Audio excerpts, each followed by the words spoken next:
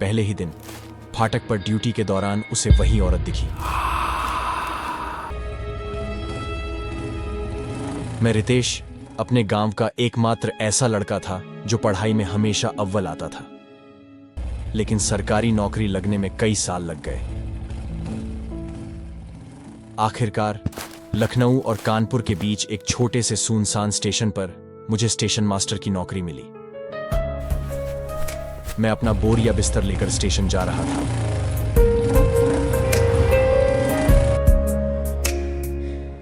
तो रास्ते में चाय की दुकान पर गांव वालों ने मुझे इस जगह के बारे में कई डरावनी बातें बताईं, लेकिन मैंने उन पर ध्यान नहीं दिया। स्टेशन के पास ही मुझे रेलवे का एक छोटा सा क्वार्टर मिला।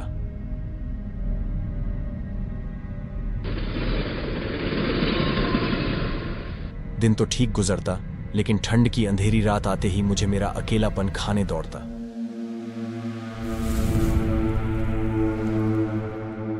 सर्द की एक रात थी।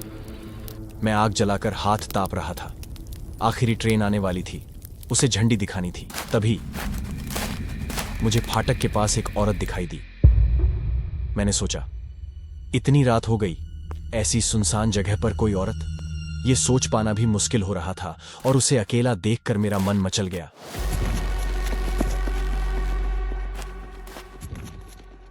मैंने कहा, है इतनी ठंड में कहां जा रही हो मेरी जाने मन? अरे हम भी तुम्हारे आशिक हैं यार, जरा हमारी भी आग बुझाती जाओ ना। वो पलटी, लेकिन जवाब देने के बजाय उसने पास पड़ा पत्थर उठाया और मेरे सिर पर दे मारा। मैं वहीं बेहोश हो गया। अगले दिन होश आया तो सिर पर पट्टी बंधी थी। गुस्से से मेरा खून खौल रहा था। रात का इंतजार किया और झाड़ियों में छुपकर उसकी राह देखने लगा। रात 11 बजे वो औरत फाटक के दूसरी तरफ से आती दिखाई दी। मैं गुस्से से पागल हो गया। जैसे ही पास आई, मैं चिल्लाया, आज तुझे छोड़ूंगा नहीं। तभी वो भागने लगी। मैंने अंधेरे में उसका पीछा किया।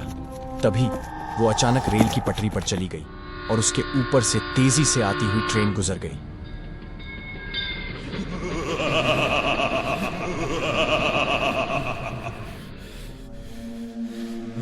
मैं बुरी तरह से घबरा गया था। तभी अगले ही पल मेरी आंखों के सामने वो औरत फिर खड़ी थी, जैसे कुछ हुआ ही ना हो।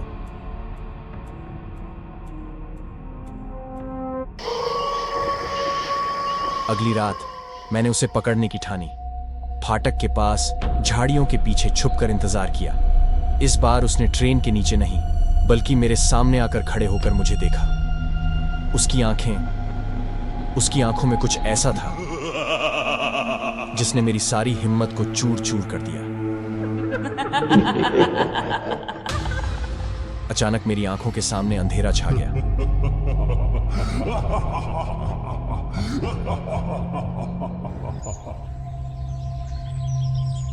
सुबह मेरी आंखें खुली तो मैं दूर एक टॉयलेट के पास की झाड़ियों में पड़ा था। इस घटना के बाद मैं उस लड़की के पीछे कभी नहीं गया।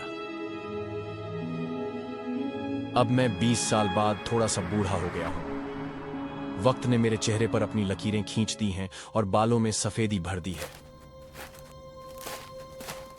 आज 20 साल बाद विक्रम नाम का एक नया स्टेशन मास्टर वहां ड्यूटी ज्वाइन करने आया।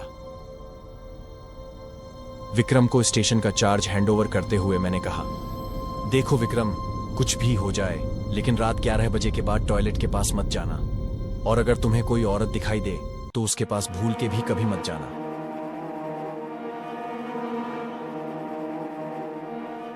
इसके बाद मैं अपनी पुरानी बाइक पर सवार हुआ। विक्रम को आखिरी बार देखा और उसे अलविदा कह दिया।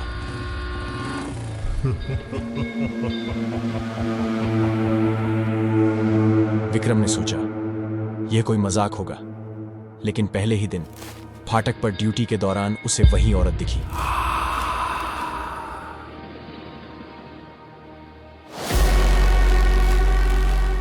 उसने पीछा करने की कोशिश की, लेकिन औरत गायब हो गई। रात 1 बजे विक्रम ने फाटक पर जाने का फैसला किया। जैसे ही वो टॉयलेट के पास पहुंचा, अंदर से चीखों की आवाज आने लगी। उसने दरवाजा खोलने की कोशिश की, लेकिन तभी किसी ने उसे दीवार से चिपका दिया। उसकी आंखों के सामने वही औरत घिसटती हुई टॉयलेट के अंदर गई। विक्रम डर से कांप रहा था, लेकिन उसने अपनी हिम्मत जुटाई और टॉयलेट का दरवाजा तोड़ दिया। अंदर घुसते ही उसने देखा कि अंदर कोई नहीं था।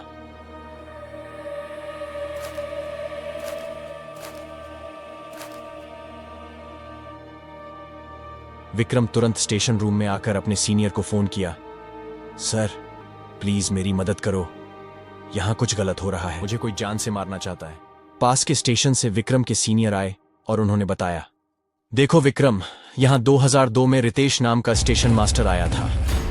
उसने एक लड़की के साथ गलत करने की कोशिश की थी। विरोध करने पर उसने उस बेचारी को ट्रेन की पटरी पर फेंक दिया और उसके कुछ दिनों बाद रितेश की लाश झाड़ियों के पास मिली। तब से लोग कहते हैं कि वह लड़की रितेश को रोज ट्रेन के नीचे खींच ले जाती है।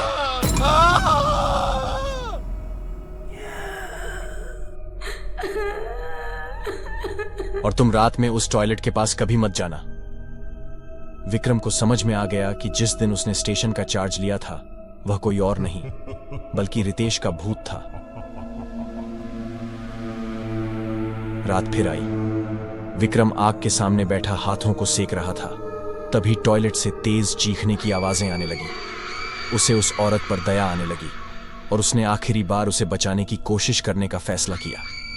जैसे ही वह टॉयलेट के पास पहुंचा, किसी अनदेखी ताकत ने उसे खींचकर पटरी पर फेंक दिया और उसके कानों में एक ठंडी डरावनी आवाज गूंजती है, मना किया था ना, औरत के पीछे मत आना। विक्रम का खून जम सा गया। उसने देखा कि यह वही रितेश था और तेजी से आती हुई उस पर से ट्रेन गुजर गई और विक्रम की भी मौत हो गई। अगले दिन एक नया स्टेशन मास्टर वहां पहुंचा और फिर एक डरावनी आवाज आई, तुम्हारा स्वागत है स्टेशन मास्टर।